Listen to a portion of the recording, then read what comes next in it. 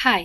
ചെറിയ മക്കളുള്ള എല്ലാ വീടുകളിലും നേരിടുന്ന ഏറ്റവും വലിയൊരു പ്രശ്നമല്ലേ ഈ ഡയപ്പർ എങ്ങനെ ഡിസ്പോസ് ചെയ്യുമെന്നുള്ളത്. എന്നാൽ ഞാൻ അതിനൊരു എളുപ്പ വഴി പറഞ്ഞു തന്നാലോ.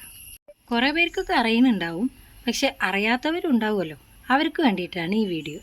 കുട്ടികളുടെ ഡയപ്പറൊക്കെ യൂസ് ചെയ്തതിന് ശേഷം കഴുകി വയ്ക്കാൻ ശ്രദ്ധിക്കണം. വെള്ളം നനച്ച് കഴുകി കഴിഞ്ഞത് ഇതേപോലെ ആയിട്ടുണ്ടാവുകയും ഈ ഡയപ്പർ ചീർത്തിട്ടുണ്ടാവും. അപ്പോൾ നമ്മൾ ഒരു പഴയ ബക്കറ്റോ എന്തെങ്കിലും യൂസ് ചെയ്യാത്തൊരു പാത്രം നമ്മൾ ഇതിനു വേണ്ടി തന്നെ മാറ്റി വയ്ക്കുക. അതിനുശേഷം ഇതിൻ്റെ ഉള്ളിലെ ജെല്ലുണ്ടല്ലോ, അത് ഇതേപോലെ ഒരു സൈഡിൽ നിന്നോ അല്ലെങ്കിൽ സെൻറ്ററിൽ നിന്നോ ഒക്കെ പൊട്ടിച്ചിട്ട് അതിൻ്റെ ഉള്ളിൽ ഇട്ട് വയ്ക്കുക.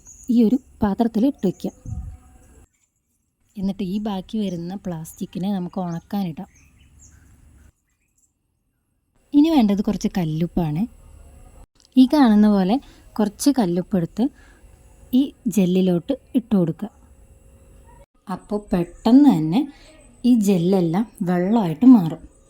2-3 ദിവസം കൂടുമ്പോൾ ഇതേപോലെ ഡയപ്പറിൻ്റെ വേസ്റ്റ് ഇട്ട് വെള്ളമായതിന് ശേഷം നിങ്ങൾക്ക് നിങ്ങളുടെ തൊടിയിലോ പറമ്പിലോ എവിടെയാണെന്ന് വെച്ചാൽ കൊണ്ടേ കളയാം.